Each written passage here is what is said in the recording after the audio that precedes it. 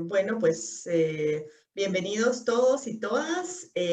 Agradecemos su presencia y solicitamos nuevamente su autorización para realizar una grabación de este evento para que quienes no puedan conectarse en vivo puedan tener acceso al video que quedará a su disposición para poder ser visto de manera diferida.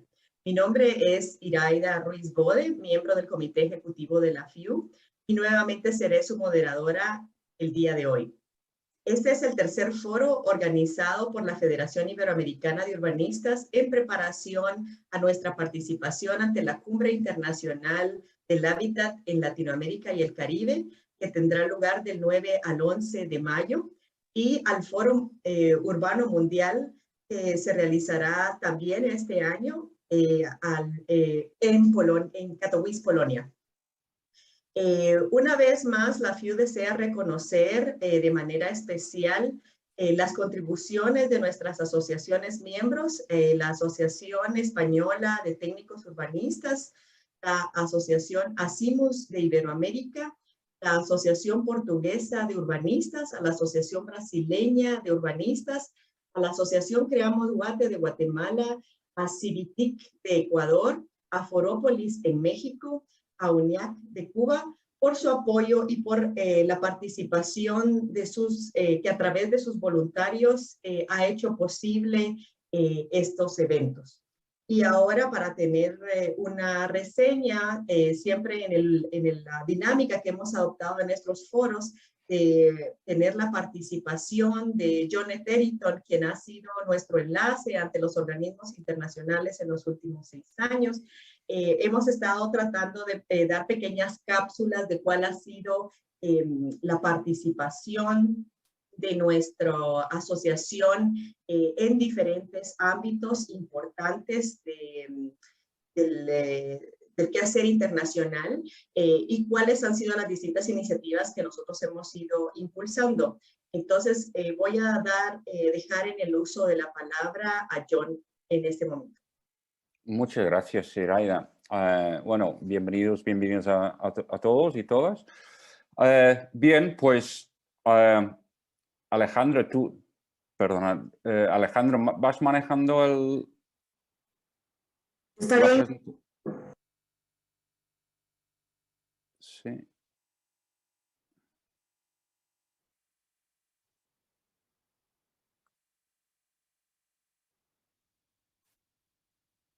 Sí, tenemos un problema.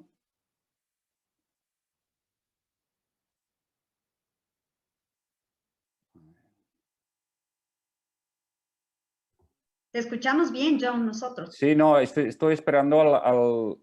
Presentación. Eso, así es. Bien, pues, si quieres ir pasando, Alejandra, ¿sí?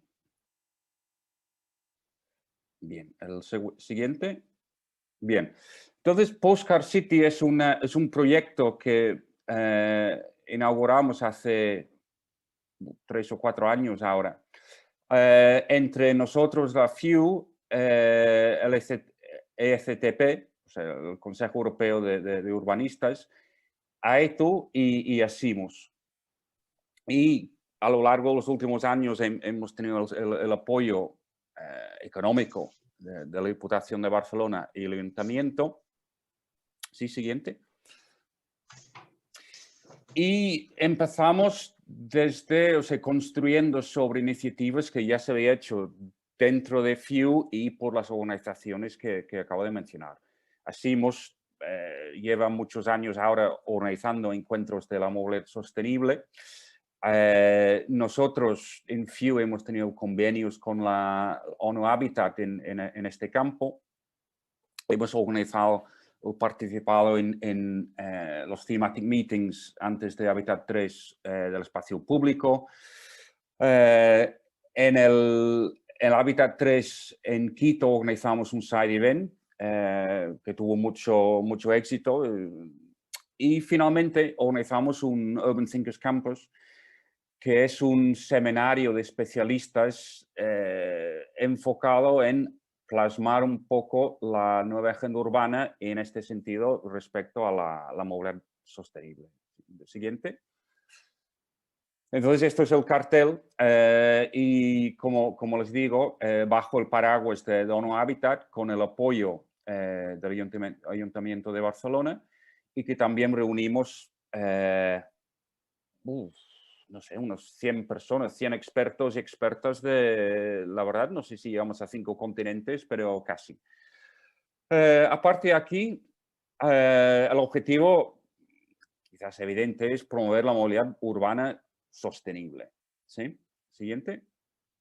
Queremos hacer una transición desde las ciudades construidas, sobre todo en las últimas décadas, alrededor del coche y pasar, siguiente, a lo que llamamos una ciudad post-coche, o sea, post-car city. ¿Sí? Siguiente. Evidentemente, una transición así no es fácil. ¿Sí? Nos hemos habituado a organizarnos socialmente y espacialmente alrededor, en muchos casos, del coche. Y en este tiempo, claro, el car city, la ciudad del coche, ha echado raíces profundas y alrededor de estas raíces intereses muy poderosos. Fabricantes de coches, infraestructuras viarias, etcétera, etcétera. Hemos hablado mucho en este campo de, es como luchar en su día contra el lobby del tabaco, pero multiplicado por 100 o 10 o 100, porque los intereses realmente son muy poderosos. Dicho esto, refleja un poco también en la lucha contra el cambio climático, porque la batalla científica ya está ganada. Sí, o sea, hay una serie de afirmaciones que podemos hacer que son totalmente consensuadas ya. El humo del diésel provoca cáncer, las emisiones del transporte de combustión provocan cambio climático, el modelo de la ciudad basado en el coche es tremendamente ineficiente, costoso, etc. O sea, la batalla científica en el fondo está ganada. Y también tenemos muchos grupos en muchas ciudades del mundo que están luchando contra esta movilidad de coche a favor de movilidad sostenible. Entonces, nuestro objetivo un poco es plantear cómo hacer que las decisiones políticas alrededor de la movilidad sostenible reflejen mejor la ciencia para así potenciar el bien común. Entonces, nuestro planteamiento es cómo potenciar a los actores que trabajan a favor de la movilidad sostenible. Entonces, tenemos 3 pilares que hemos estado trabajando estos años. Facilitar o establecer una red de actores, actores afines a la movilidad sostenible, intercambio de información, ideas, opiniones, etcétera, posicionamientos. ¿Sí? Siguiente. Segundo, y aquí hemos hecho mucho énfasis, recursos documentales. O sea, hemos intentado reunir en la página web a través de una aplicación que se llama Evernote, unos recursos documentales donde la ciencia queda establecida. Y, o sea, tenemos estudios, informes, legislación, herramientas, páginas web para que los actores interesados en la movilidad sostenible tengan estos recursos para fortalecer y promover sus argumentos respecto a los poderes públicos. Y finalmente, en tercer lugar, ¿sí? Hemos ido desarrollando actividades, debates, seminarios, hemos planteado hacer alguna formación, lo que llamamos outreach, o sea, ya las escuelas, yo pude participar en el diseño de una parte del currículum para las escuelas de una ciudad cerca de Barcelona, promoviendo la movilidad sostenible, alguna jornada y publicaciones. Entonces, estos serían los 3 pilares de nuestro proyecto. Sin más, como aperitivo a los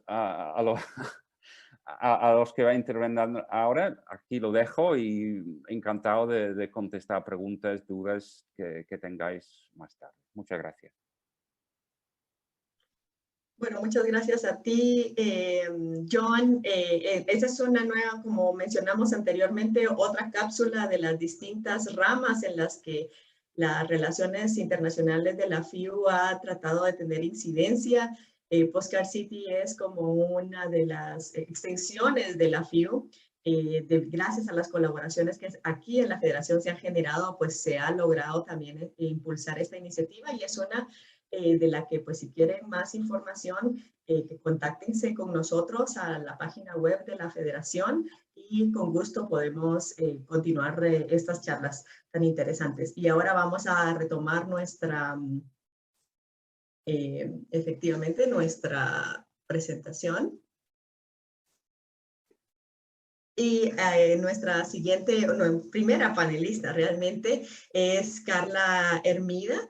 Carla es ecuatoriana, doctora en arquitectura y de estudios en la Universidad Católica de Chile, máster en arquitectura por la Universidad de Kansas en Estados Unidos, arquitecta por la Universidad de Cuenca en Ecuador. Ha trabajado como docente e investigadora en la Escuela de Arquitectura de la Universidad de la SUAY en Cuenca desde el año 2009, y es la fundadora de la maestría en arquitectura con mención en el proyecto urbano arquitectónico en la misma universidad. Actualmente es directora general de posgrados de la Universidad de la SUAY. Es docente en diferentes módulos de posgrados a nivel nacional.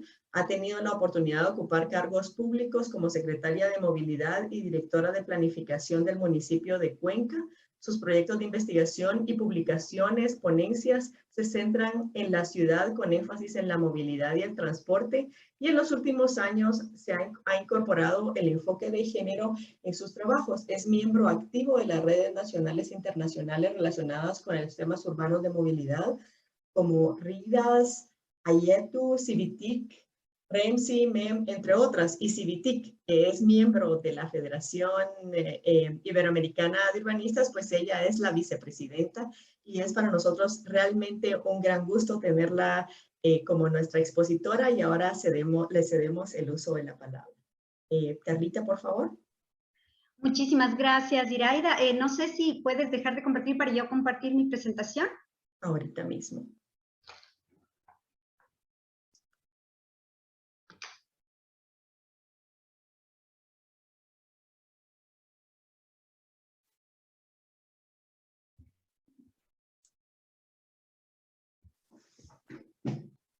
Perfecto.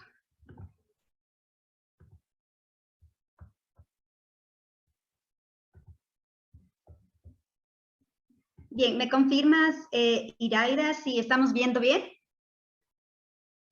Te vemos y escuchamos bien, Carlita. Vamos. Perfecto. Bueno, muchísimas gracias a FIU por la invitación. Siempre es un gusto participar de estos foros, sobre todo hablando de temas que me encantan, como es la movilidad. Efectivamente, como vicepresidenta de Civitic, tenemos un lazo bastante fuerte con FIU, y esta oportunidad de poder compartir un poquito de mis reflexiones me ha parecido un momento muy, muy importante. Contarles que cuando me invitaron, cuando me escribieron para ver si podía participar en este foro, claro, me pidieron si podía participar en el foro con el tema de la movilidad urbana, con los desafíos en la región, en Latinoamérica y el Caribe. Y claro, yo me puse a pensar y me dijeron que iba a estar conjuntamente con Pau Avellaneda, que obviamente es alguien a quien admiro muchísimo, y dije, a ver, si me piden que hable de desafíos en la región latinoamericana y del Caribe, y además va a estar Pau, hay muchísimos desafíos de los que se puede hablar en América Latina, y claro, tenemos más o menos unos 20 minutos, así que decidí escoger solo uno. Decidí escoger un desafío para poder reflexionar un poquito más a profundidad a lo largo de estos 20 minutos, y yo escogí el de un tema relacionado con el género, porque dije, de seguro Pau no va por allá, para no repetir mi ponencia con Pau y que no repitamos los mismos temas, dije, voy a escoger el tema de género, que seguramente Pau no escogerá esa línea dentro de los múltiples desafíos que existen en América Latina. Y dentro del género he escogido uno en particular, que es la movilidad del cuidado, porque creo que es uno de los desafíos más fuertes vigentes en la región en los actuales momentos. Y prácticamente podría yo casi mostrar esta imagen y hablar 20 minutos sobre ella, porque esta imagen nos dice muchísimo, ¿no? Nos dice muchísimo. Esto es el desafío de la movilidad, del cuidado, del tema del enfoque de género que atraviesa la movilidad, ¿no? La mujer que tiene que trabajar, que tiene que cuidar de sus hijos y que no cuenta con las condiciones de movilidad que le permitan, condiciones de seguridad, no, peor aún de comodidad, ¿no? Esta imagen, que es gracias, por cortesía de mi amiga Gabriela El Juri, antropóloga, claro, nos dice muchísimo, y esto es un poquito de los que les vengo a hablar. Pero antes de eso, quizá para la gente que nos oye más bien a través de redes, no los que estamos adentro de la plataforma, sino por redes, a veces a mí me gusta tomarme unos pocos minutitos para decir por qué es necesario hablar de enfoque de género cuando hablamos de movilidad, porque muchas veces en muchos de los espacios me sucede que la gente nos dice, pero ¿por qué tenemos que hablar de género? La movilidad tiene que ser buena para todos, o sea, ¿por qué tenemos que decir enfoque de género si es importante que estén bien las condiciones para hombres y mujeres? Pues no me voy a detener mucho, solamente voy a contarles así en breve pastillita por qué yo sostengo que todavía tenemos que hablar de enfoque de género en la movilidad. Primero, porque lógicamente desde hace muchísimo más de 60 años, ¿no es cierto?, desde el urbanismo moderno, todas las ciudades se diseñaron para un sujeto universal. Alguien va a decir, no, porque las mujeres también manejan el auto. Bueno, ojo, cuando se empezó el tema de las ciudades modernas y esta planificación diseñada para el automóvil, ¿quién tenía vehículo? ¿Quién tenía vehículo? Tenía vehículo el hombre, que tenía mediana edad, no el adulto mayor, ni el niño, ni el adolescente, sino el de mediana edad, que tenía un trabajo remunerado que le permitía tener un auto, que era blanco o mestizo en el caso de Latinoamérica, y además con sus capacidades motrices en perfecto estado. Entonces, cuando hablamos de este tipo de ciudad, hablamos de este tipo de persona, ¿ya? Donde no estamos contempladas las mujeres. Pero bueno, alguien puede decir, bueno, sí, Carla, pero esa es en la época de Le Corbusier, años 30, 40, 50, ya relájate. Pues no, esta imagen que ustedes ven aquí a la derecha es en mi consejo cantonal de la ciudad de Cuenca, que hay concejales a quienes yo respeto muchísimo y el alcalde también, pero que sin embargo esa es la realidad de hace 3 meses, ¿no? Una sesión de consejo cantonal en donde se debatía el plan de movilidad para la ciudad de Cuenca. Como ustedes pueden ver, tenemos una mujer. Versus la de la izquierda, que no hay mucha diferencia, que es Le Corbusier planificando Bogotá. Entonces, con estas dos imágenes quiero decir, sí, todavía tenemos que hablar de enfoque de género cuando hablamos de movilidad, porque la ciudad no es neutra, la ciudad sí está condicionada por el género.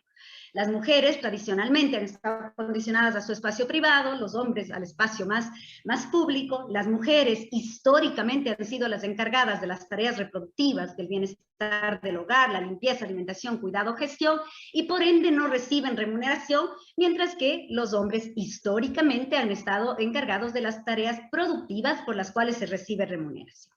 Además, estadísticamente, y hoy ya no vengo a darles estos datos estadísticos porque pueden encontrarlos en cualquier paper que puedan buscar, pero estadísticamente las mujeres son más vulnerables a la violencia física, a la violencia verbal, a la violencia sexual, utilizan más el transporte público, sobre todo en la región latinoamericana, y lógicamente tienen menos acceso a tener un vehículo. Entonces, si partimos de que la ciudad no es neutra y está condicionada por un tema de género, surge con más fuerza una de las patitas que digo yo de este tema del enfoque de género, que es la movilidad del cuidado. ¿Qué quiere decir la movilidad del cuidado para las personas que nos están oyendo a través de Facebook, que quizá no han oído de este término? Pero la movilidad del cuidado quiere decir esa movilidad que realizan las mujeres, o bueno, unos poquísimos hombres también, relacionada con el cuidado de los hijos, relacionada con el cuidado de los adultos mayores, relacionada con el cuidado de las personas con discapacidad, relacionada con las compras de la casa, relacionadas con los trámites.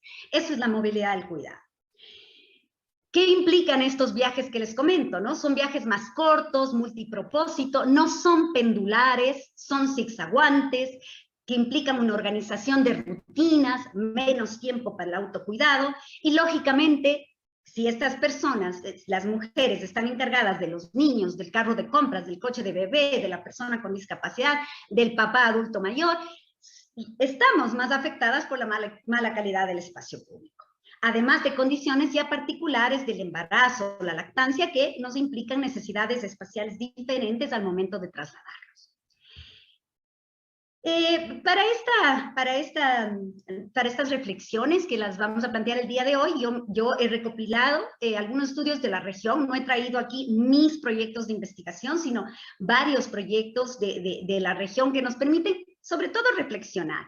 Hoy yo vengo a dejarles más dudas que respuestas. Hoy yo vengo más bien a dejar que pensemos sobre este tema, porque creo que es un desafío de la región, y por eso cuando vi el título dije, esto es uno de nuestros grandes desafíos, ¿no? Hay un estudio justamente de Buenos Aires, por ejemplo, en donde se encuentra que la movilidad de la mujer está condicionada por 3 tipos, digamos, de condicionantes. La una es el encierro, ¿no? Esa casi inmovilidad de la mujer debido a que tiene que encargarse de los hijos tan pequeños que no puede salir.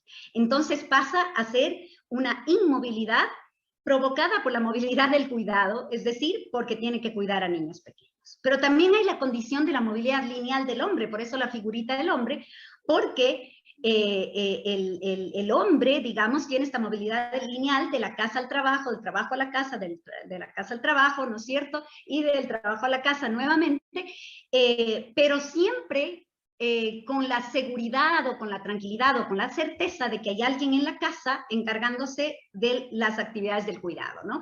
De cuidar a los hijos, de tener la comida, etcétera, ¿no? Y el otro tipo de movilidad que condiciona a la mujer es la movilidad en movimiento, que es este tema de tener que correr, de que no tienes, de ir a dejar al hijo en la escuela y después pasar comprando los medicamentos para el papá, y después ir a dejar los medicamentos para el papá, y después ir a pagar la luz, el agua y el teléfono, y después, etcétera, ¿no? Hacer todos los trámites de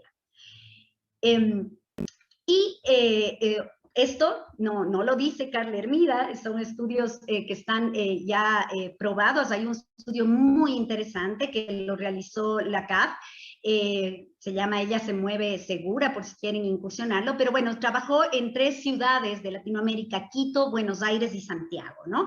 Lo primero que surge aquí es una de las cosas que yo ya les decía, ¿no es cierto? Que fíjense la cantidad, el morado es el uso del transporte público por parte de las mujeres, que vemos que es bastante usado, ¿no? El transporte público es más usado por mujeres en nuestra región, no estamos hablando de nuestra región, no estoy hablando de Europa, en Estados Unidos, sino en nuestra región latinoamericana. Y esto no puede decir que, bueno, es algo muy sostenible que se utilice el transporte público, y por supuesto yo, inclusive la parte final de esta charla, voy a enfatizar en eso, pero inevitablemente sí hay una condicionante de género, ¿ya? Una condicionante de género de esta movilidad del cuidado. Fíjense ustedes que en Santiago, tal como nos dice este estudio, la mayoría de viajes se hacen por motivos del cuidado reproductivos, de las mujeres, ¿no? Y fíjense que si comparamos las 3 ciudades, es el segundo motivo de viaje más citado, esto de la movilidad por cuidado. Bueno, hay algunos datos interesantes, que los viajes relacionados con el cuidado suman el 47%, en el caso hablamos de la movilidad de las mujeres, de los desplazamientos de las mujeres, y en fin de semana el 64%, es decir, la mujer el fin de semana está más condicionada por la movilidad del cuidado en sus viajes. Igual hay unos datos interesantes de que un 11 y un 8% de las mujeres en Santiago y en Buenos Aires viajaban acompañadas, o sea, con niños o familiares, ¿no? Es decir, movilidad del cuidado. En el caso de Quito, el 30% de los viajes de las mujeres tienen que ver con el rol del cuidado, el 30%. O sea, imagínense ustedes, pensemos en nuestra vida diaria y piensen que el 30% de esos viajes que haríamos a lo largo del día o a lo largo de la semana son por la movilidad del rol del cuidado. No los estamos haciendo por algo nuestro, sino por algo que beneficia al hogar, ¿no? Y claro, las mujeres, y esto me ha pasado en bastantes foros, ¿no es cierto?, que me dicen, pero bueno, si una parada no tiene protección para el sol, afecta igual a hombres y mujeres. Sí, por supuesto, si una parada no tiene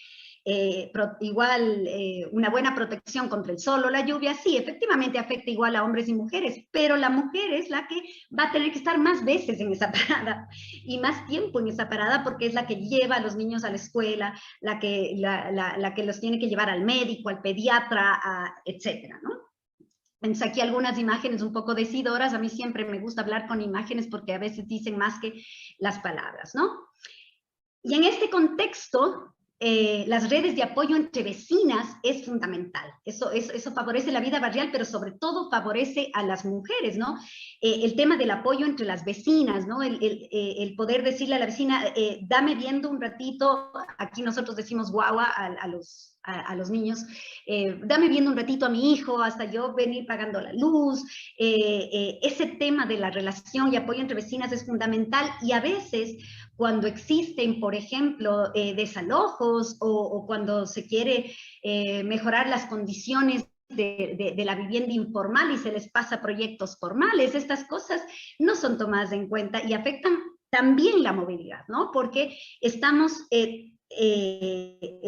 las mujeres nos respaldamos en este tema de quién me puede dar viendo al guagua, quién me puede dar una mano con esas cosas.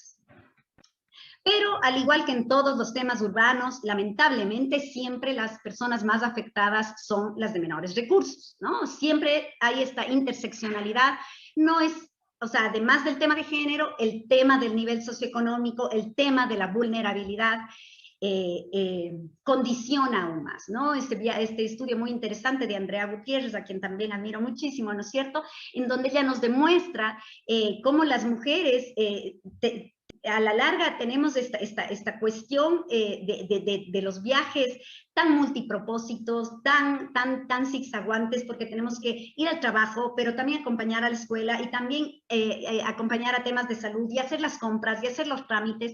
Y lógicamente las mujeres que tenemos, pues me incluyo, auto, ¿no es cierto? Quizá a veces nos vemos complicadas en el tráfico, pero a la larga no tenemos que hacer esta serie de conexiones entre el tren, el colectivo, la caminata y tardarnos mucho más en nuestros viajes. Bien. Y aquí quiero tomarme, porque estoy viendo que ya se me acaba, me quedan unos 3 minutitos y no quiero dejar de hablar de algo que es muy particular de los países en vías de desarrollo, que es el rol del cuidado remunerado. Si bien hay el rol del cuidado no remunerado, que es el que me he estado refiriendo en los minutos anteriores, también hay el rol del cuidado remunerado, es decir, el de las empleadas domésticas, ¿no es cierto? Fíjense ustedes que en la región de América Latina y el Caribe, entre 11 y 18 millones de personas se dedican al trabajo doméstico, pero de ese 11 y 18 millones, 93% son mujeres. ¿Ya? En la región, el trabajo doméstico supone entre casi 11 y casi 15% del empleo de las mujeres. Entonces, estamos hablando de un porcentaje muy alto de mujeres que se dedican al trabajo doméstico remunerado, ¿ya? Y ahí tenemos mucho por hacer en el tema de la movilidad, ¿no? En el caso de las ciudades grandes, sobre todo, por ejemplo, en estos estudios, hay 2 estudios maravillosos en Bogotá que se dedican a estudiar el tema de las empleadas domésticas y lógicamente las empleadas domésticas viven al sur, pero tienen que trabajar al norte, donde están las clases con mayor poder adquisitivo que pueden tener una empleada doméstica. Y claro, resulta que para que las empleadas domésticas puedan trasladarse, se toman entre 1 hora y media y 2 horas por viaje, es decir, que están invirtiendo entre 3 y 4 horas de su vida en los traslados, ¿no? En transporte público. Y además, no siempre en buenas condiciones del transporte público. Y ese estudio de Bogotá después fue corroborado nuevamente por Valentina Montoya, ¿no? Y vuelve a comprobar lo mismo, entre 90 minutos y 120 minutos por viaje, es decir, 3 a 4 horas de la vida de estas mujeres en el transporte público para poder tener un ingreso. Bien, entonces esto que les acabo de contar nos deja muchos desafíos, pero también oportunidades que tenemos que empezarlas a contemplar.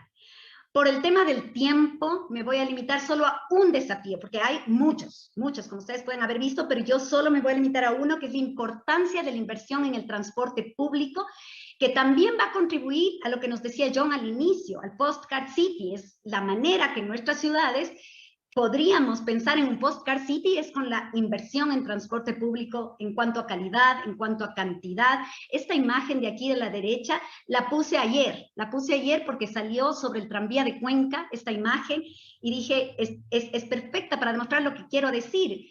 Puso ayer como el tranvía de Cuenca dentro de sus imágenes que coloca permanentemente, puso esta, y yo dije, esto es, o sea, ok, que las condiciones del transporte público permitan mejores condiciones para esta movilidad del cuidado, ¿no?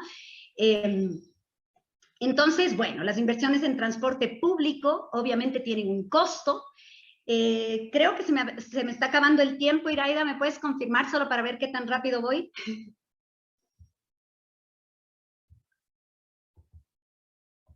Bueno, Iraida, estás con el micrófono apagado. Bueno, no le oigo.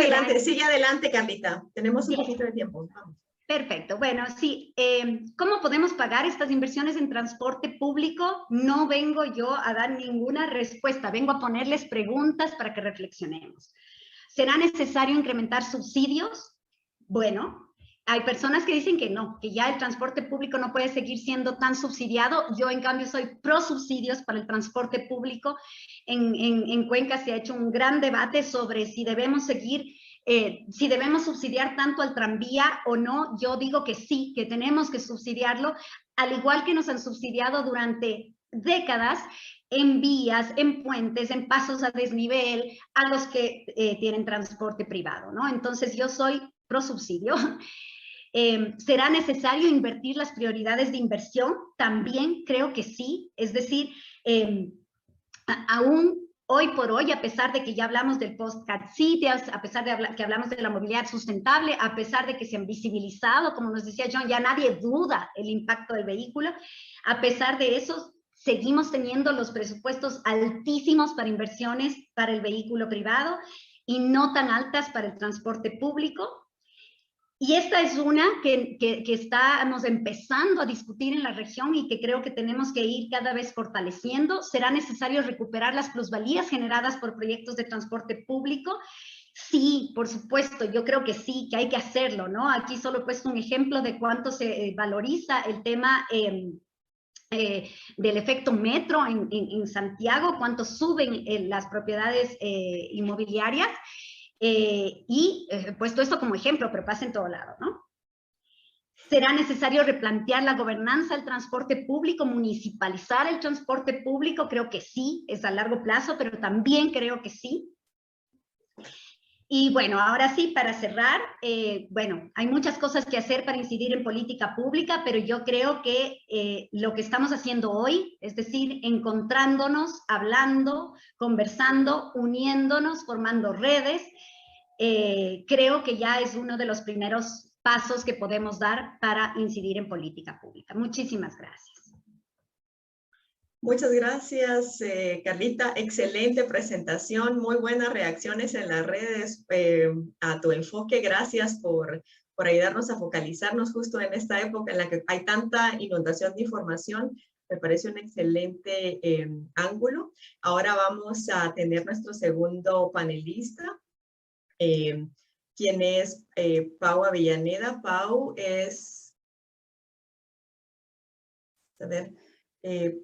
Pau es el presidente de la Federación Iberoamericana de Urbanistas. Es un geógrafo urbanista, doctor en geografía, está especializado en temas académicos y profesionalmente en el ámbito del espacio público y la movilidad sostenible. Realiza labores de consultoría a la vez que es profesor e investigador en la Universidad Autónoma de Barcelona. Ha participado en numerosas investigaciones, especialmente en el marco del grupo de investigación Ciudades en Transición. Algunas de sus publicaciones más relevantes son Movilidad en zonas urbanas, nuevos y viejos retos de la movilidad urbana, y Urbanismo, Movilidad y Contaminación, mejorar la calidad del aire desde la práctica urbanista, entre otros. Es presidente de la Federación Iberoamericana de Urbanistas, cofundador del espacio de reflexión Postcard City y vocal de ASIMUS, que es la Asociación Iberoamericana de Movilidad Urbana Sostenible. Sin mayor presentación, dejamos en el uso de la palabra Pau. A ver. Bueno, muy buenos días a la mayoría, buenas tardes a unos pocos, creo, los que estamos de este lado de aquí del Atlántico. Bueno, en primer lugar, muchas gracias a la FIU por invitarme a participar en este foro. Creo que cuando se configuró el foro se entendió, de hecho la FIU, digamos, lleva haciéndolo desde hace mucho tiempo. Una de las líneas de trabajo debía ser la movilidad. Seguramente es una de las mayores preocupaciones de las ciudades, diría de todo el mundo, no solo de Iberoamérica o de Latinoamérica. Es una de las mayores preocupaciones y creo que más cuando les cuente lo que les voy a contar. Entonces, bueno, agradecido, digo, de poder participar en este foro. Contento también de participar junto a Carla Hermida, con quien ahora recordábamos que nos conocimos en Lima en el año 2014, justamente en un evento organizado por Asimus, ¿no? En el que hablábamos también de diferentes cuestiones vinculadas a la movilidad. Y de igual forma que ha hecho Carla, tenía también la impresión que era probable que hablaría de un tema como el de género. La movilidad tiene muchas aristas, digamos, ¿no? Se puede abordar desde muchos aspectos, sería imposible tratarlos todos en 20 minutos. Entonces decidí enfrentar o centrar, digamos, esta intervención en uno de los vectores que yo creo que es uno de los que más va a condicionar la movilidad en el futuro, ¿sí? En un futuro presente, diría ya, ¿no? Que es el de la energía, ¿sí? Sí, perdón, si me permiten voy a compartir pantalla. Creo que ya... A ver. Sí. Ya, muy bien. Ya la ven, ¿no? Estamos, perfecto. Sí. Bueno, sí. He titulado, sí, esta pequeña presentación hacia un futuro incierto, con interrogantes y además con este elemento entre paréntesis, ¿no? Sabemos hacia dónde va la movilidad realmente. ¿Es un futuro incierto o tenemos ya bastantes certezas de hacia dónde va a ir? Es un poco lo que querré preguntarme y repito a partir de este vector que me parece cada vez más fundamental, que es el de la energía, ¿sí? ¿Por qué el de la energía? Bueno, porque la energía es la base de nuestra civilización, así de fácil y de simple, ¿vale? Los combustibles fósiles, ¿no? El carbón, el petróleo, el gas, etcétera, etcétera, son el gran pilar sobre el que se sustenta el modo de vida de la sociedad actual, de toda, ¿sí? No hay, excepto, digamos, alguna pequeña región del mundo, en general, en este mundo globalizado, etcétera, etcétera, lo que permite, digamos, que tengamos este mundo, repito, es la energía y especialmente los combustibles fósiles, ¿no? Tal es así que nos proporcionan los combustibles fósiles el 83% de la energía primaria mundial, ¿no? Un tanto por ciento que además apenas ha cambiado durante los 25 últimos años, se ha estabilizado. 83%, repito, los combustibles fósiles del conjunto de energía que utilizamos. No es una cifra pequeña, ¿no? Y además, en términos absolutos, el consumo de energía fósil sabemos que no ha dejado de crecer durante los últimos 170 años, ¿no? Desde la revolución industrial no ha cesado de crecer el consumo de energía fósil, ¿vale? Y la pregunta es, si viene a tono, digamos, en esta presentación, ¿no? ¿Hasta qué punto el transporte y la movilidad dependen del petróleo o de los combustibles fósiles? ¿Podemos entender la movilidad sin esta fuente de energía? Bueno, pues podríamos decir que más del 95% de la energía que se utiliza en el transporte de personas y de mercancías proviene de combustibles fósiles, ¿no? De la gasolina, del diésel, del fuel para aviación, de gas natural, de gas propano, etcétera, etcétera. El 95%. Es decir, no podemos desvincular en absoluto la movilidad de la energía y especialmente de la energía fósil, ¿vale? Con lo cual, hablar de movilidad es hablar de energía. Y especialmente, y a esto me querré referir a partir de ahora, no solo a movilidad no es hablar de energía, sino que es hablar de energía disponible, ¿sí? digamos que gracias a la abundancia de petróleo barato, ¿no?, que ha caracterizado las últimas décadas, el sistema de transporte mundial se ha expandido de alguna forma hasta alcanzar, perdonen la expresión, el gigantismo actual, ¿no?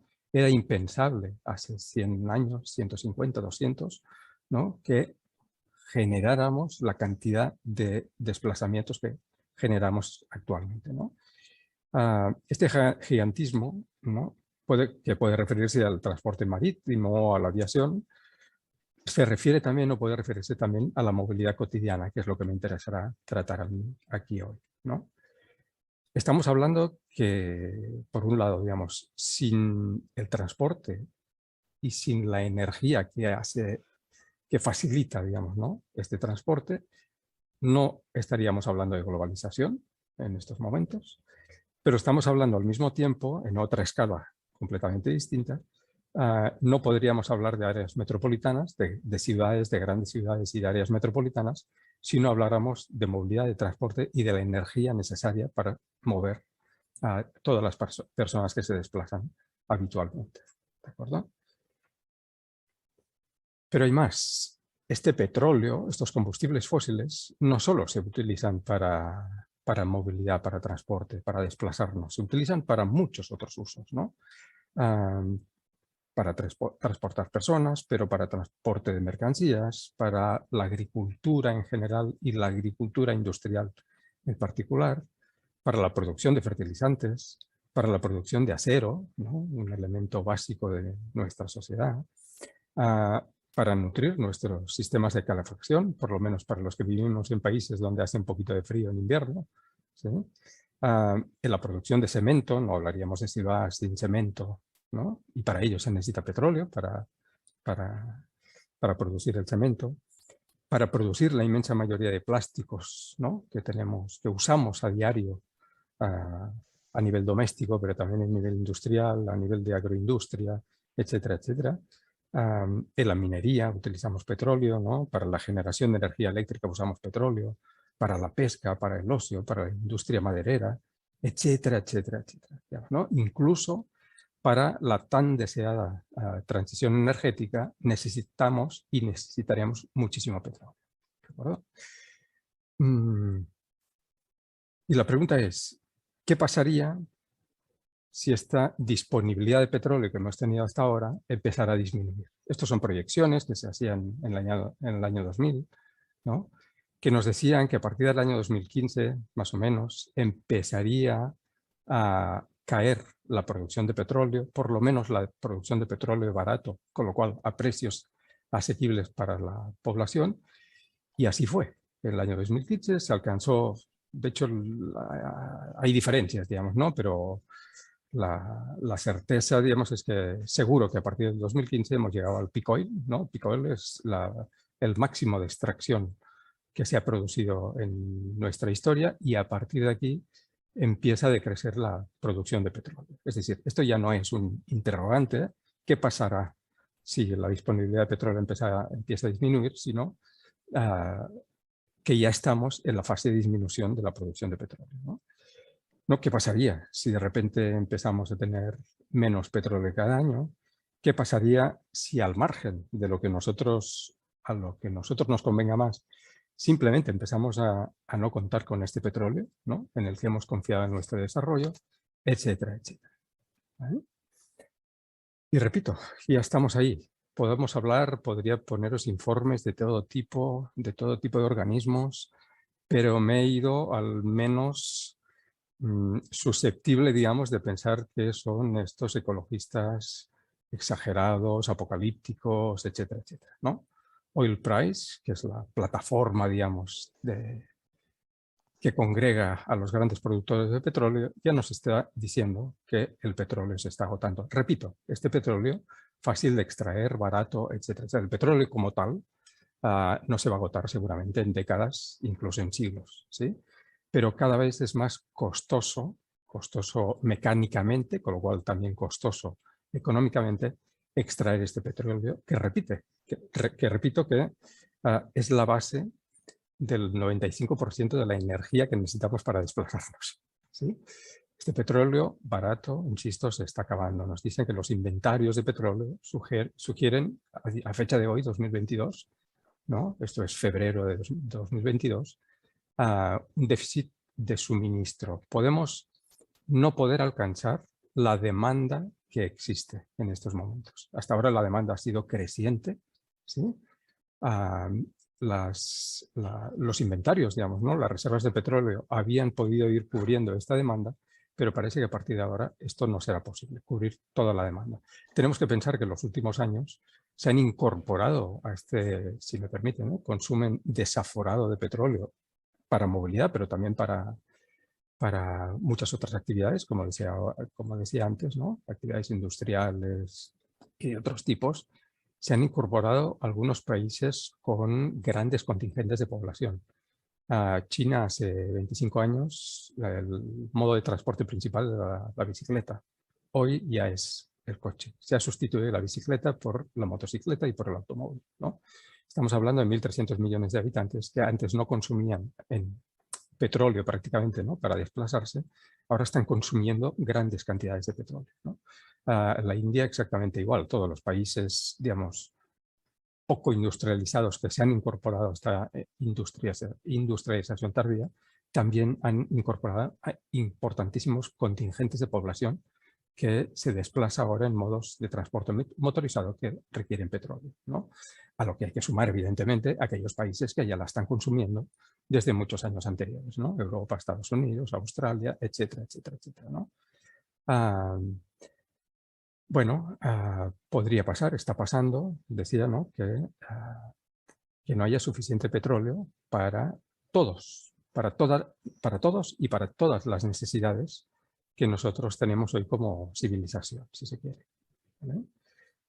Y eso acarrea un pequeño, ¿sí? Irónicamente hablando, un pequeño problema, que a medida que el petróleo va escaseando, es un tema de ley de mercado, además de que el costo de extracción es mayor, al haber menos por la ley de la oferta y la demanda, porque la demanda sigue existiendo, el petróleo sube de precio y los derivados de petróleo, que son los que usamos para nutrir nuestros modos de movilidad motorizados, suben de precio.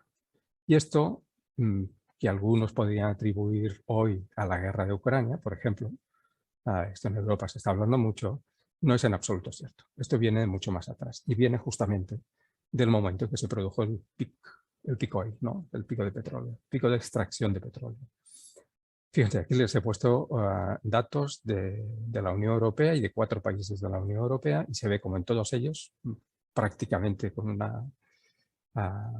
una forma muy similar, se ha incrementado solo durante el año 2021 entre un 25, 26, 27% el costo de la gasolina para automóvil, ¿sí?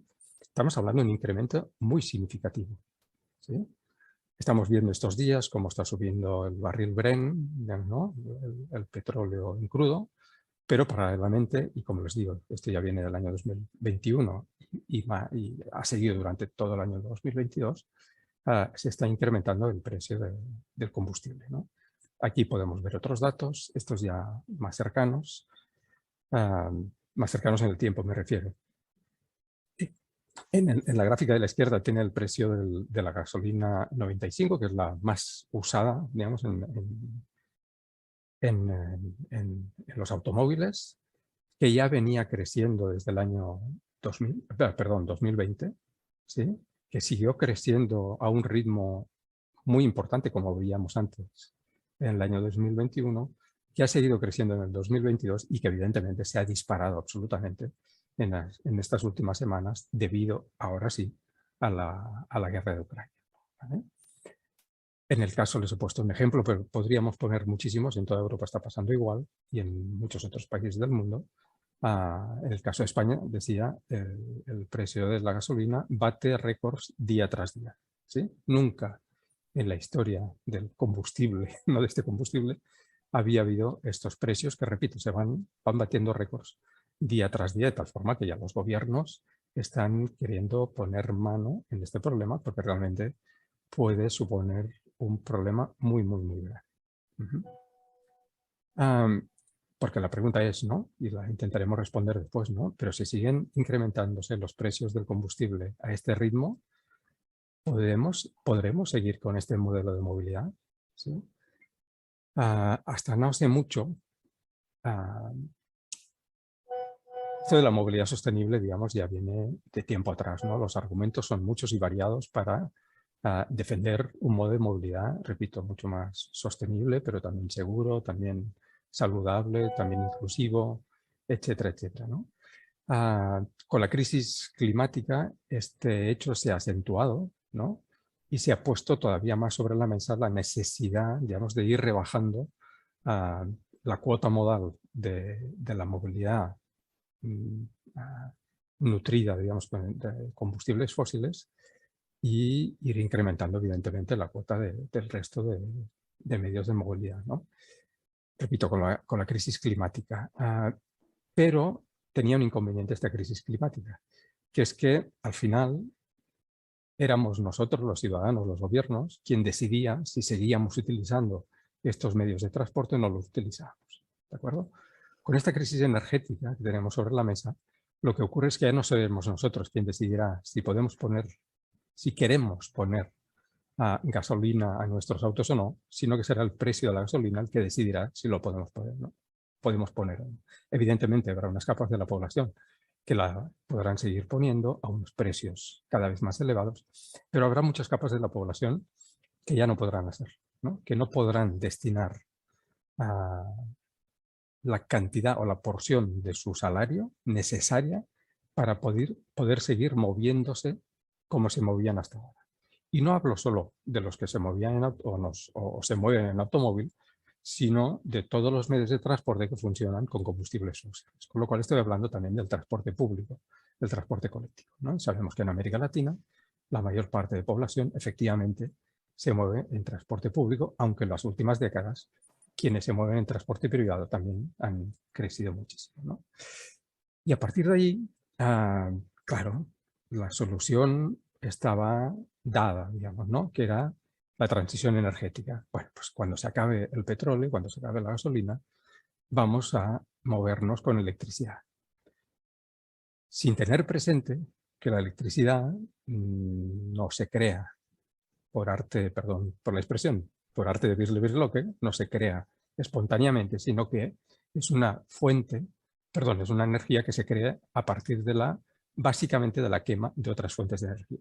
Curiosamente, petróleo, especialmente y gas, ¿sí? Producimos energía eléctrica a partir de la combustión básicamente de petróleo y de gas, ¿sí?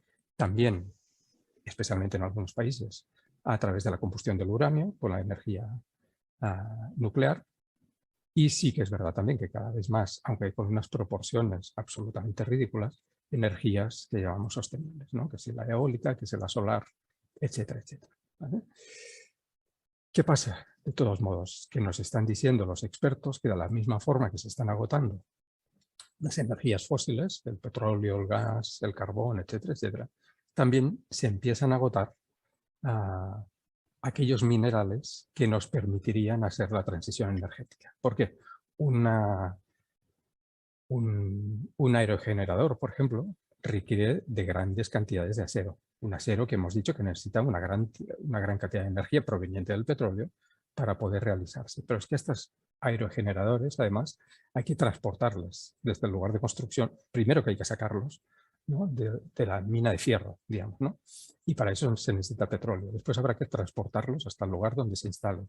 Y para ello necesitaremos vehículos que solo funcionan con petróleo, etcétera, etcétera, ¿no? En el caso de las placas solares necesitamos varios elementos, ¿no? Que tenemos también en el subsuelo, que también empiezan a escasear, ¿no? Pero es que además necesitaremos baterías para almacenar estas energías, ¿no? Que funcionan con litio, con cobalto, con grafito, con indio, etcétera, etcétera. Necesitamos tierras raras, ¿no? Que solo se producen en pequeñas cantidades para poder tener activas estas nuevas fuentes de energía, estas fuentes sostenibles, digamos, ¿no? de energía, sobre todo eólica, repito, y solar. Con lo cual es difícilmente previsible, muy difícilmente previsible, que toda aquella movilidad que ahora realizamos en modos de transporte basados en los combustibles fósiles los podamos transferir, digamos, a modos de movilidad eléctrica. Esto, y perdonen la expresión, el vehículo eléctrico tiene los días contados. Es decir, sí que algunos ciudadanos podrán disponer de un vehículo eléctrico, sí, pero la mayor parte de ellos no. Y podremos entrar después en el debate del vehículo eléctrico, ¿no?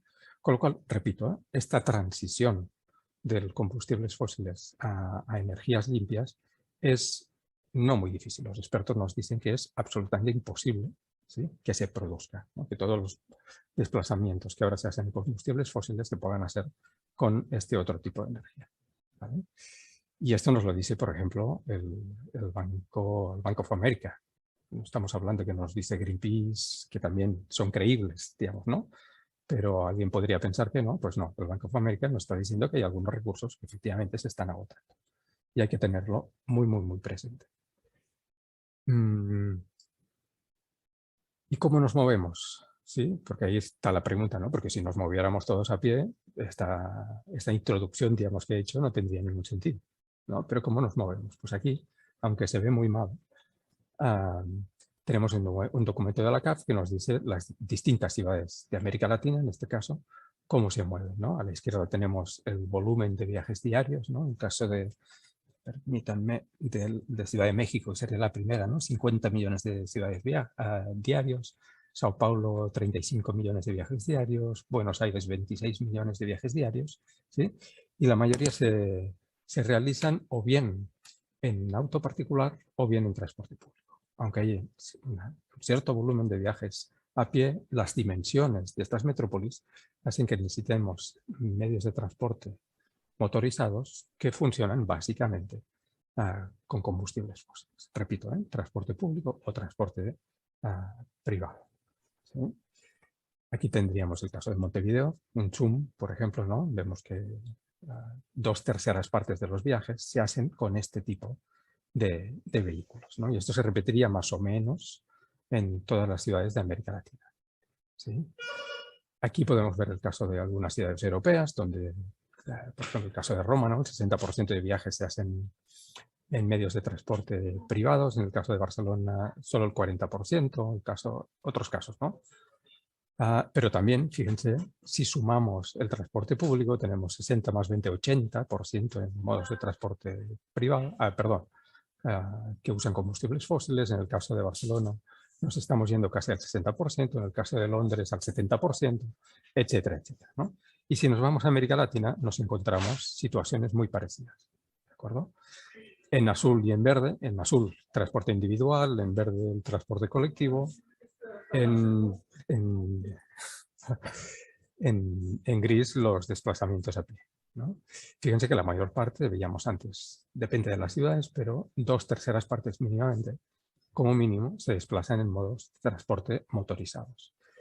Lo vemos aquí también con estos roscos, digamos, que nos sitúan geográficamente estas distribuciones modales, y vemos que una porción muy importante, recuerdo, ¿no?, de 45 millones, de 25 millones, de 17 millones de desplazamientos, ¿sí?, se están realizando en estos modos de desplazamiento.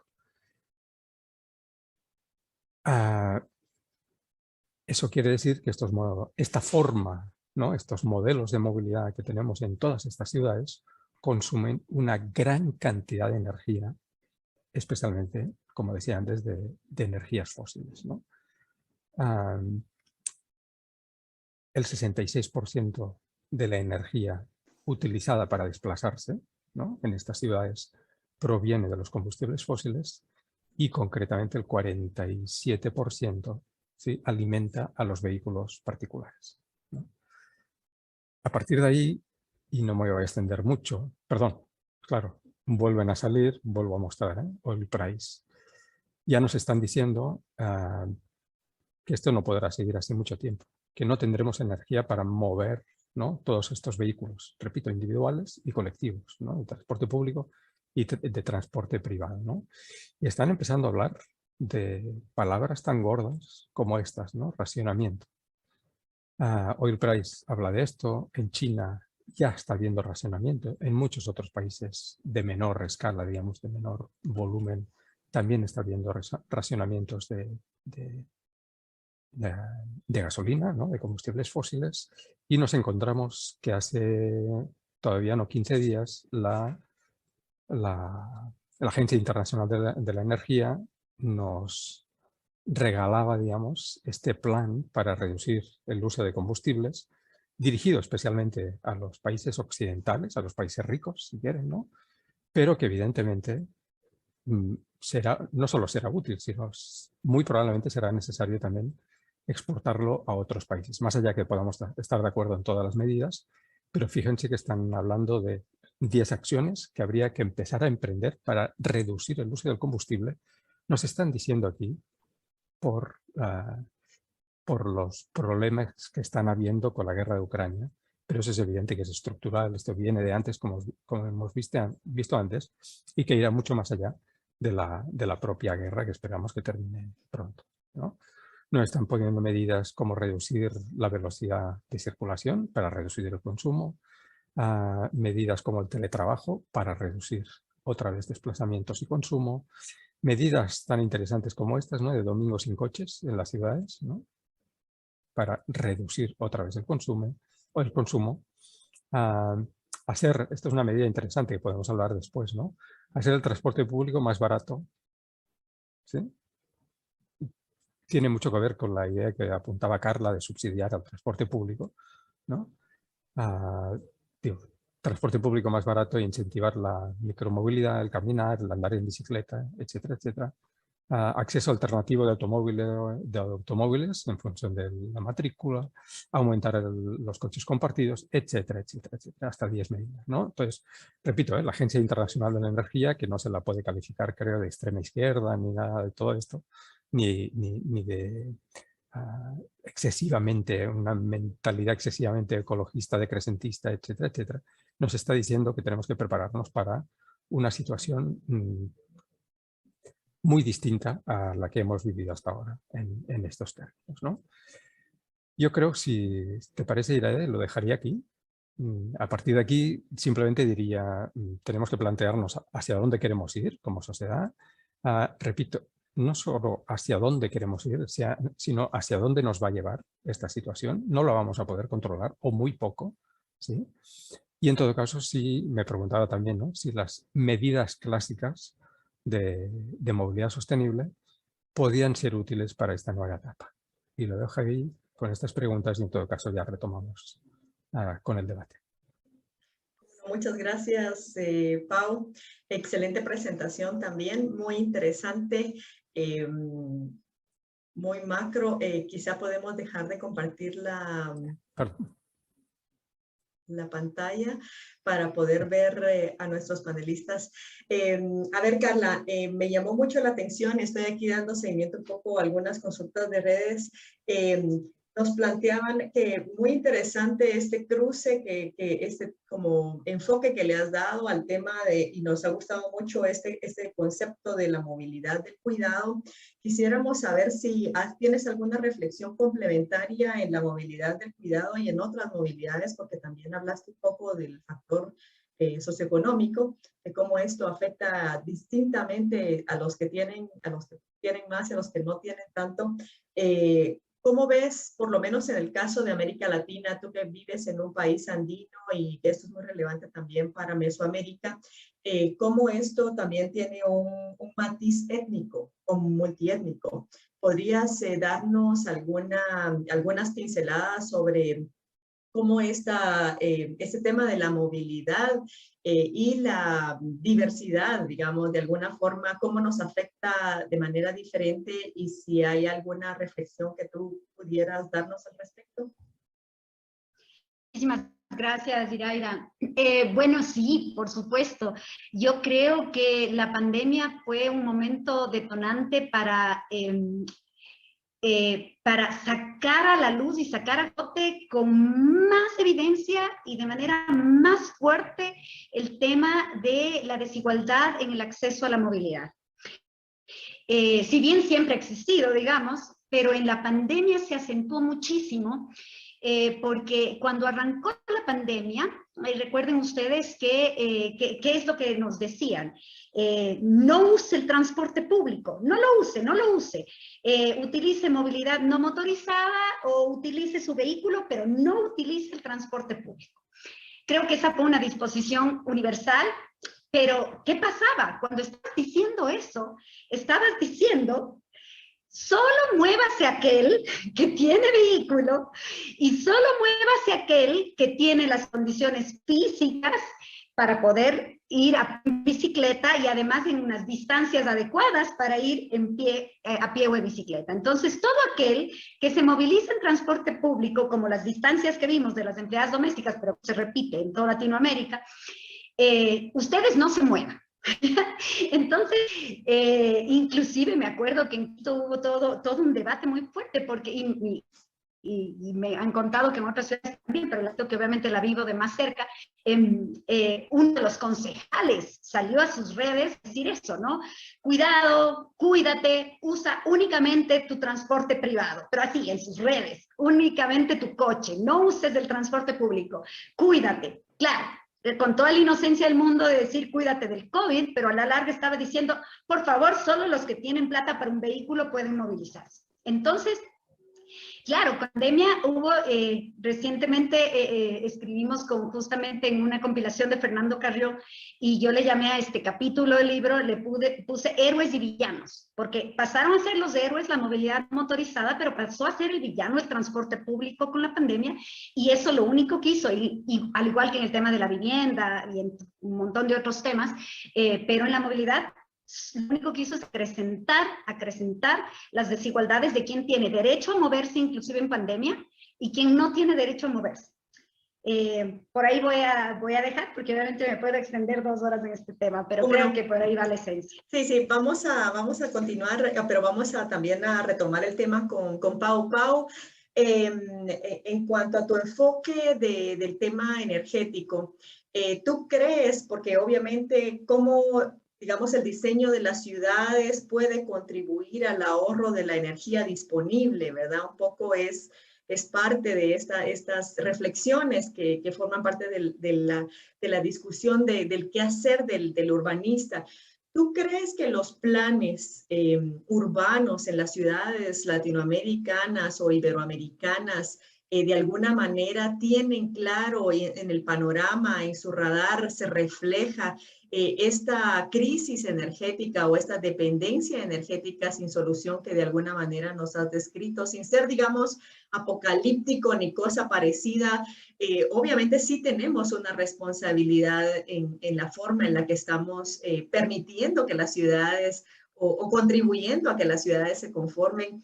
¿Tienes alguna reflexión en este sentido? ¿Cuáles serían esos desafíos que tenemos, las preguntas que tendríamos que estarnos planteando los urbanistas? Y si, e incluso ir un poco más allá, porque tú eres académico, estás en la formación, ¿crees que estamos formando adecuadamente a nuestros futuros urbanistas con esta conciencia de que este es un elemento importante en cualquier tipo de planificación a futuro que estemos realizando? A ver, yo diría que en absoluto no somos conscientes de lo que se nos viene encima, ¿no? Nadie es decir, se ha hecho muy poco caso de aquellas personas o aquellas organizaciones que sí habían advertido que esto iba a ocurrir, ¿sí? Las primeras, y lo conocimos hace unos pocos meses, las propias petroleras. Las petroleras saben exactamente qué petróleo hay en el mundo, qué petróleo se puede extraer a unos precios razonables para que la gente, digamos, ¿no? La sociedad los pueda comprar, y sabían cuándo esto se iba a agotar. Y nos dijeron hace pocos meses, repito, la empresa Shell, la gran petrolera Shell, nos dijo que hace 50 años ellos habían advertido que 50 años después nos encontraríamos en una situación similar. Evidentemente esto no lo hicieron público hasta hace unos pocos meses, no hace 50 años, ¿no? Pero sí hay muchos, especialmente físicos y geólogos, que nos están advirtiendo desde hace ya algunos años que esto iba a poder ocurrir, ¿sí? Lo que pasa es que vivíamos en un sueño, y permitidme, en este sueño americano donde todo es posible, ¿no? Vivíamos en un sueño en el que podíamos crecer infinitamente sin ser conscientes que el planeta era finito. ¿sí? Lo que nos estamos encontrando es que el planeta es finito. El planeta tiene unos recursos X, tenía unos recursos X que progresivamente, a medida que los hemos gastando, los hemos ido dilapidando. ¿De acuerdo? Ahora nos encontramos en una situación bastante límite. No quiero ser apocalíptico, pero creo que la situación es bastante grave, ¿no? Y si uno empieza a hurgar, ¿no?, en documentos oficiales, repito, la Agencia Internacional de la Energía, de Oil Price, para no referirme a otros organismos, digamos, más ambientalistas, ¿no?, que muchas veces son calificados de exagerados, etcétera, etcétera, ¿no? Uno va a buscar documentación de este tipo, muy rigurosa, y se da cuenta que esto es exactamente así, ¿no? Que ya está habiendo muchos síntomas y muchas señales de que esto está siendo así, ¿no? Estos datos que les he mostrado es una pequeñísima muestra de todo lo que está apareciendo, incluso en prensa seria, ¿no?, en prensa conservadora, prensa que ha defendido a ultranza durante muchísimos años, muchas décadas, este modelo de movilidad, modelo de sociedad liberal, extractiva, etcétera, etcétera, y que ha defendido este modelo de movilidad, ¿no? Un modelo de movilidad que está absolutamente vinculado al modelo urbanístico. Y ahí voy a la pregunta que me hacías, ¿no? Si nos vamos a incluso a cientos de años atrás, vamos a ir a unas ciudades, ¿no?, pueblos, ciudades relativamente pequeñas, donde uno, para hacer sus actividades cotidianas, se desplazaba en lugares muy cercanos, con lo cual no necesitaba grandes medios de transporte con energía fósil, digamos, ¿no?, que tiene una capacidad energética muy fuerte para poder desplazarse, hacer sus actividades, etcétera, etcétera. Hemos pasado ahí a estas grandes metrópolis que, como decía Carla antes, ¿no?, que podemos tener que desplazarnos hora y media, 2 horas, 30 kilómetros, 40, 50, 60 incluso, ¿no?, de ida, otros de vuelta, para ir a hacer nuestras actividades cotidianas. Esto evidentemente requiere una cantidad de energía absolutamente enorme, digamos, ¿no? ¿Qué podemos hacer los urbanistas? Pues quizás empezar a deconstruir estas ciudades, ¿no? Ahora me podría extender muchísimo también, pero justamente durante la pandemia apareció algo que ya sabíamos de mucho antes, ¿no?, pero le hemos puesto otro nombre que parece que es más, que vende más, si me permitís, que es la ciudad de los 15 minutos, ¿no? Esto que París puso sobre la mesa, pero que es la ciudad de los barrios, de la que se ha hablado durante décadas, etcétera, etcétera, ¿no? Es una ciudad donde uno puede satisfacer la mayor parte de sus actividades cotidianas en un entorno relativamente cercano, ¿no? Pueden ser 15 minutos, pueden ser 30. Hay quien dice la ciudad de los 45 minutos si es que vas en transporte público. Bueno, es igual. Lo importante es la idea, ¿no? Hemos hecho unas ciudades absolutamente segregadas. Carla también hablaba de Le Corbusier, ¿no? Estas ciudades segregadas funcionalmente, donde por un lado había la residencia, por otro lado la industria, los lugares de trabajo, las dependencias administrativas, etcétera, etcétera. Eso requería de grandes desplazamientos. Pues igual tenemos que regresar o repensar la ciudad para que, ¿no?, se reconvierta en esta ciudad de los 15 minutos, ¿no? Es esta ciudad policéntrica de la que hemos hablado tantísimas veces, otra vez, ¿no? Con lo cual, no tenemos que inventar nada, tenemos que llevar a cabo estas ideas, estos proyectos. Bueno, esto no es fácil, esto no es rápido. Yo te diría, con la emergencia o la urgencia que tenemos ahora sobre la mesa, no podemos esperar a que nos lo resuelvan los planes urbanísticos. Si algo caracteriza los planes urbanísticos es que son tremendamente lentos de redacción y después de ejecución. Es decir, tú te planteas ahora hacer un plan urbanístico y probablemente hasta dentro de 10, 15, 20, 25, 40 años, ¿sí?, no se ha desarrollado el plan y ahora necesitamos ir mucho más rápido, ¿sí? Y con lo cual tendremos que ver cómo hacemos esto, ¿vale? Y por otro lado me decías, ¿y estos nuestros estudiantes, los futuros técnicos, les damos este tipo de formación? Pues hasta donde yo sé, no. Son muy pocos, somos muy pocos. Yo tengo que confesar que hasta este año no he puesto esta temática sobre la mesa, ¿sí? Y me considero, o me consideran, por lo menos en el entorno aquí en el Estado español, pionero en estos aspectos. Y repito, ha sido este año académico, desde septiembre, que lo he puesto sobre la mesa. Con lo cual, no, yo creo que no estamos formando a la gente y habrá que formarla y formarla bien en este sentido. Bueno, muchas gracias, Pau. Pues, tal vez solo unas últimas palabras de cierre. Escuché algunas respuestas interesantes sobre, para nuestra región en particular, que es una de las regiones que ha tendido a la concentración, ¿verdad? A un desarrollo territorial de grandes metrópolis. Hablabas un poco de la deconstrucción de la ciudad, se habla mucho ahora de la escala humana, de esos 5 minutos a pie, de la revalorización de los barrios, pero también hay en la región, pues donde yo vivo, en Centroamérica y en el Caribe, aún somos, y el sur de México también, y unas partes andinas somos bastante rurales aún, y tenemos nuestras ciudades intermedias. Yo veo ahí pues una gran oportunidad. También justamente en el foro anterior hablábamos de la cosmovisión de las culturas originarias en Latinoamérica y cómo ellos han ido construyendo también sus ciudades y cómo estas tal vez tendríamos que dar una vuelta a revalorizarlas, a analizarlas, a ver qué cosas nos pueden enseñar.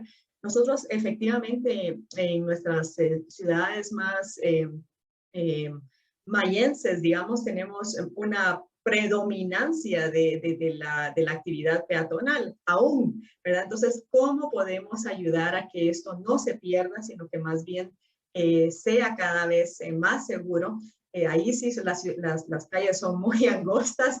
Por mucho tiempo los que nos manejábamos en vehículos nos quejamos la veíamos como una subcultura, como un subdiseño, como un diseño que no llenaba los estándares de que los académicos o lo que enseñábamos en las universidades se debía hacer. Así que yo creo que esto nos cuestiona.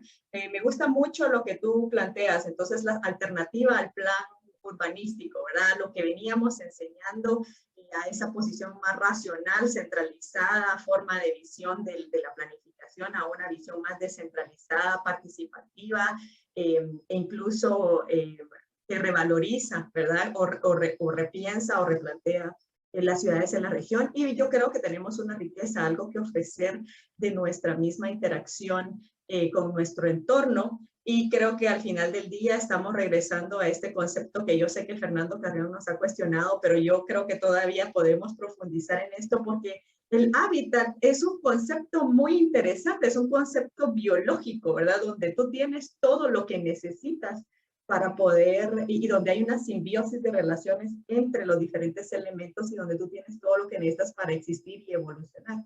Así que es muy interesante, de verdad les agradecemos muchísimo. Les voy a dar 2 minutos a cada uno para que cerremos, incluyendo a John, por ser nuestro último foro. Si hubieran 2 cositas o alguna idea con la que ustedes nos quisieran dejar antes de cederle la palabra a nuestro invitado especial, el doctor Hugo Isaac, que tiene un mensaje especial para nosotros. Por favor, John, vamos a comenzar por el orden en el que participamos. Bueno, muchas gracias. Yo, la verdad, muy interesantes las ponencias.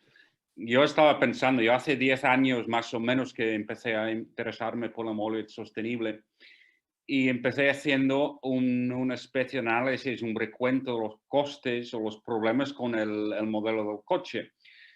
Y en aquel momento, claramente, yo creo que era la contaminación atmosférica. Y si hubiera empezado hace 10 años antes, o sea, hace 20 años, habría sido los accidentes.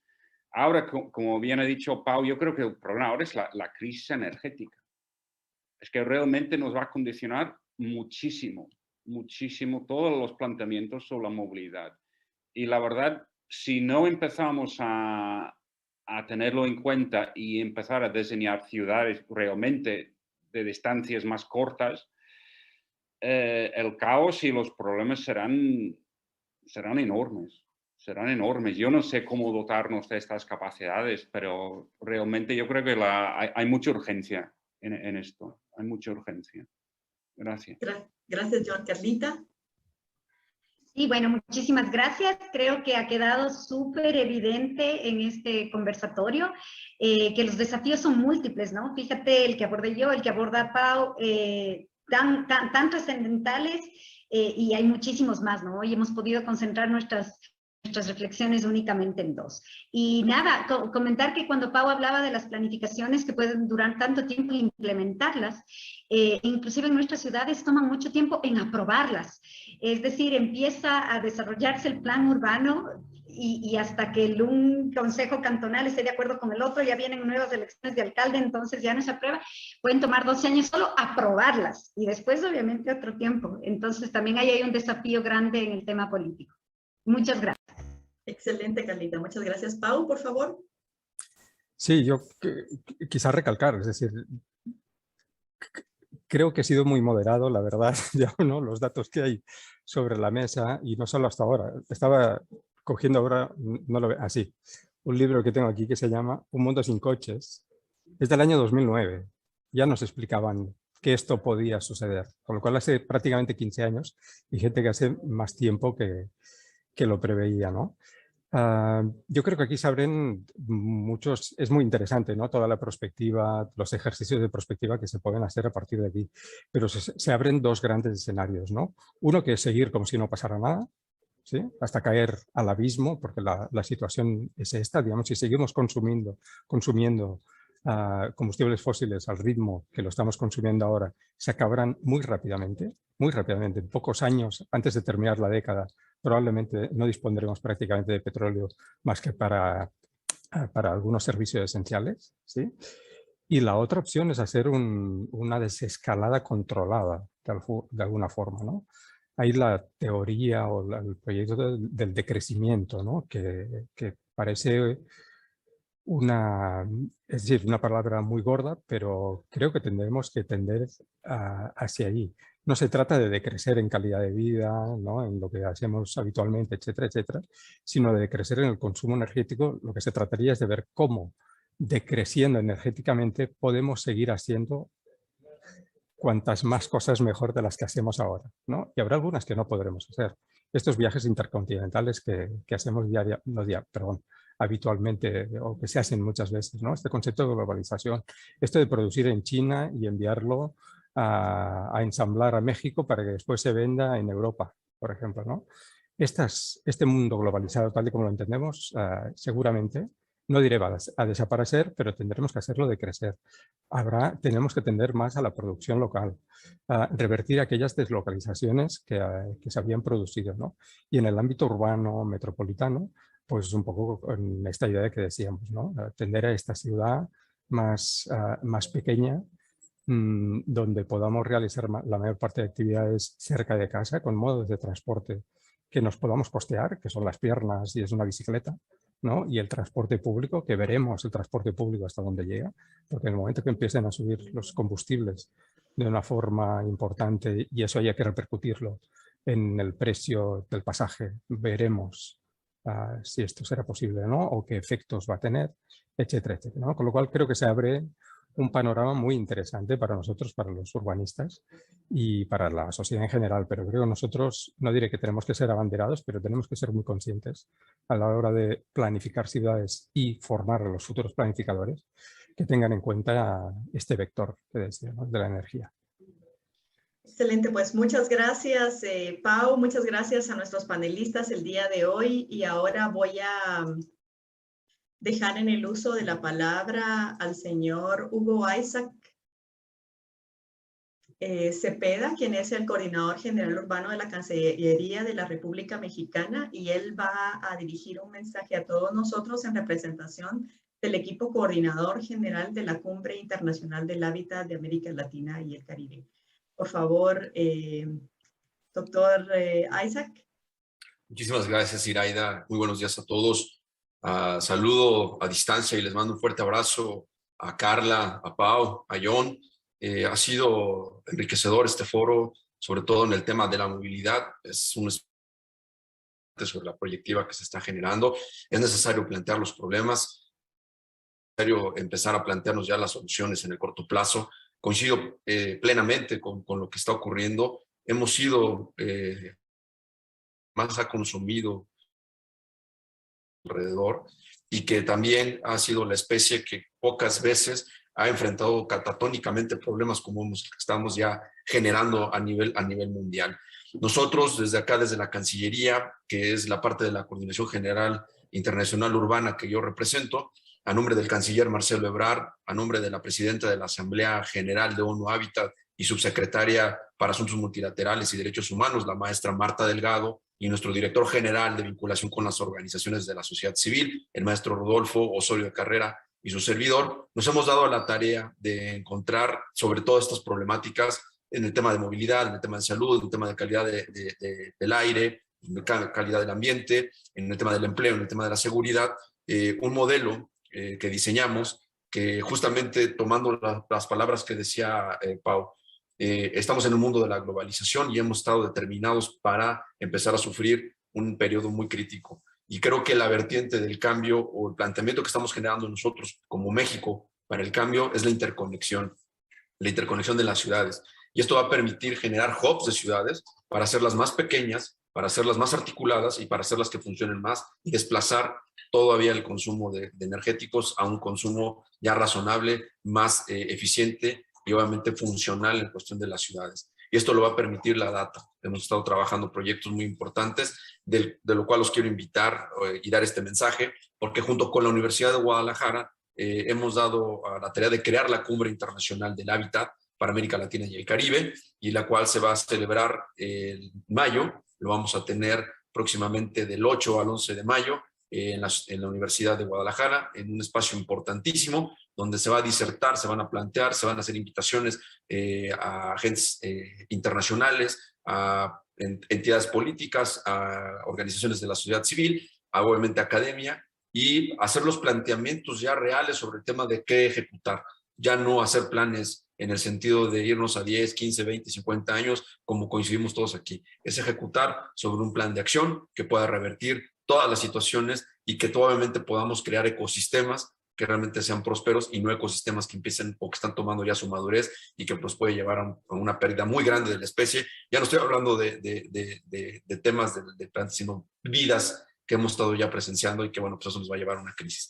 Entonces, por lo tanto, quiero invitarlos nuevamente y hacerles la mención, y sobre todo al público que nos escucha a distancia, este 8 al 11 de mayo en la ciudad de Guadalajara, en la Universidad de Guadalajara, va a haber esta Cumbre Internacional del Hábitat para América Latina y el Caribe, que la está creando la universidad en conjunto con nosotros como gobierno de la Secretaría de Relaciones Exteriores, también va de la mano la SEDATU y sobre todo, como les decía, entes de talla internacional, invitarlos a ustedes especialistas en el tema urbano.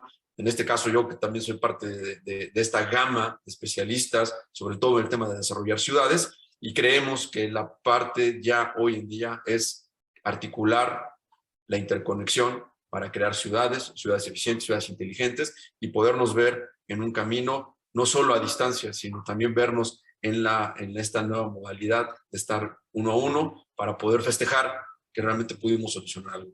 Yo los dejo aquí, les mando un fuerte abrazo a la distancia. Gracias, Iraida, gracias a la Federación Iberoamericana Urbanista por este espacio, y no se pierdan y sigan en este tema de foros porque son importantísimos para plantear lo que realmente queremos, hacia dónde vamos como especie y qué es lo que necesitamos. Un fuerte abrazo.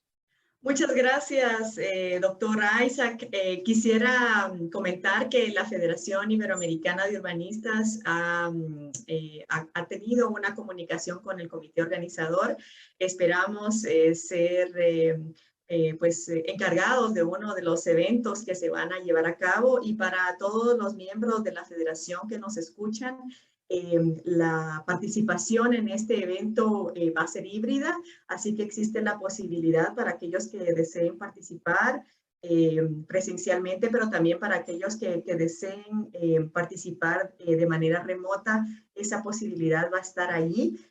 Así que de alguna manera vamos a poder estar unidos en todos los 17 países que conforman nuestra federación y otros que nos siguen, que tal vez están en organizaciones en formación. Creemos que es súper importante su participación, esta diseminación de conocimiento, esta creación de consensos, pues es el objetivo que tiene la federación. Ante la imposibilidad de que todos podamos estar en Guadalajara en mayo, pues ahora tenemos esta gran plataforma, la tecnología nos está abriendo esta posibilidad que antes era poco accesible, pues ahora es muy conveniente. Así que gracias nuevamente al comité organizador de la Cumbre Internacional del Hábitat de América Latina y el Caribe, al doctor Isaac y a su equipo que hoy nos acompaña por su invitación, y vamos a estar participando activamente en esto. Ahora, únicamente con esto estamos cerrando la serie de foros que originalmente teníamos previstas como parte de la programación de la Federación. Sin embargo, a sugerencia de algunas asociaciones, es probable que extendamos algunos foros en el mes de abril. A todos los miembros estaremos informando sobre las temáticas que se van a estar abordando en estas actividades, ya que el foro internacional también se ha trasladado para el mes de mayo. Esto nos da la oportunidad de seguir este diálogo y continuar conformando este intercambio cuyo objetivo es crear pues también una voz colectiva y una postura ante todos estos desafíos que siempre es valioso reflexionarlos, porque para buscar una solución también es importante tratar de visualizar el problema que tenemos primero y unir todos nuestros recursos para poder seguir adelante. Así que muchas gracias en nombre de la Federación. No sé si nuestro presidente Pau Avellaneda desea dar unas palabras, ya que tenemos el honor de tenerlo acá presente, solo para cerrar el foro. Bueno, muchas gracias, Iraida. Así, sobrevenido. No tenía nada preparado. No, simplemente agradecer, o sea, muy contento que como FIBO hayamos podido organizar estos 3 foros previos, ¿no?, al evento de Guadalajara. Creo que los 3 han sido muy interesantes, que los 3 han aportado mucha información. Han tocado solo la puntita, digamos, ¿no? Hemos pasado de puntillas por sobre cada uno de los temas. Creo que cada uno de ellos podría dar para horas de hablar, pero creo que ha sido interesante cómo hemos situado estos elementos, ¿no? Creo que son elementos, ya no diré emergentes, ¿no?, porque muchos de ellos se vienen trabajando desde hace años, pero sí caudales y fundamentales en nuestro quehacer, digamos, como urbanistas, ¿no? Agradecer también como FIBO esta invitación, digamos, ¿no?, de parte del doctor Isaac a participar en este evento en Guadalajara. Creo que nada más. Por mi parte, felicitar a todo el equipo de organización del evento que acabamos de cerrar y del próximo evento que tendrá lugar en Guadalajara. Ok, hasta pronto a todos.